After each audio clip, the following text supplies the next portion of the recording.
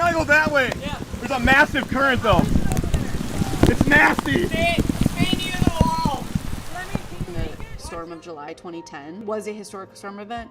We haven't had one of quite that magnitude since then. We will absolutely have it again. I'm not swimming this. Hour and a half later of rain. We got upwards of 9 inches of rain in about 12 hours. All that water has to go somewhere. No city system could ever be designed to manage that. So this lift station project, if they're expanding the capacity for it. I was working for the sewage district. We had the job of trying to figure out the extent of damage. That day afterwards, I was driving around in neighborhoods that had basements flooded.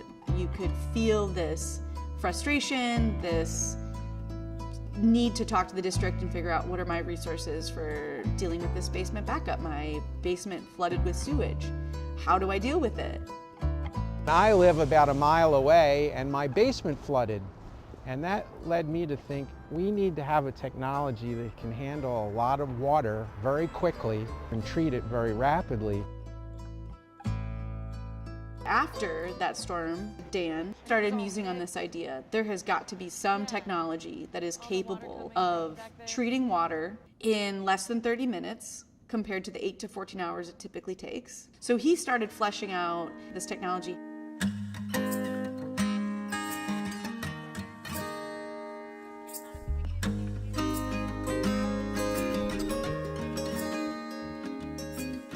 When we look at this aging infrastructure, increasing climate change, and increasing urbanization, it has to be with a futuristic approach.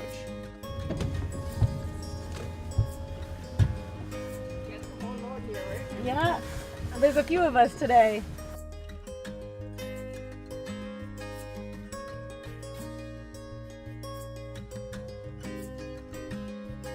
Our conventional wastewater treatment just takes too long. Where a system like this, you could clean the water as the storm is going, meeting the flow of that storm event. We use something called advanced oxidation.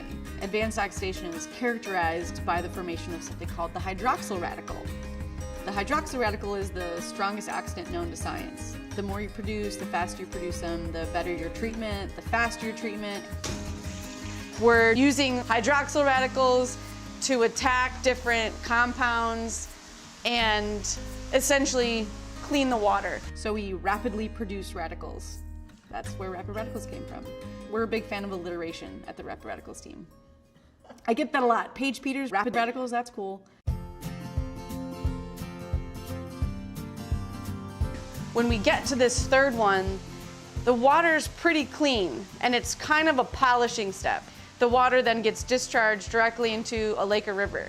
Explaining how water treatment works can be really challenging because it's kind of an immediate non-starter. But this is our poop water. People immediately shut their brains down.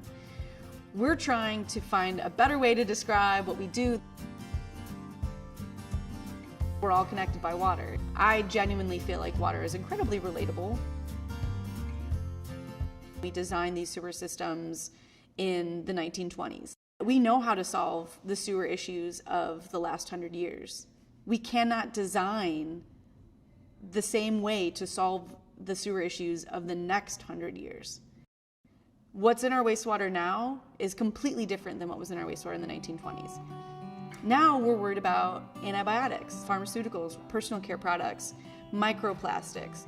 We continue living in a society that is all about convenience and flushing whatever annoys us or inconveniences us down the toilet.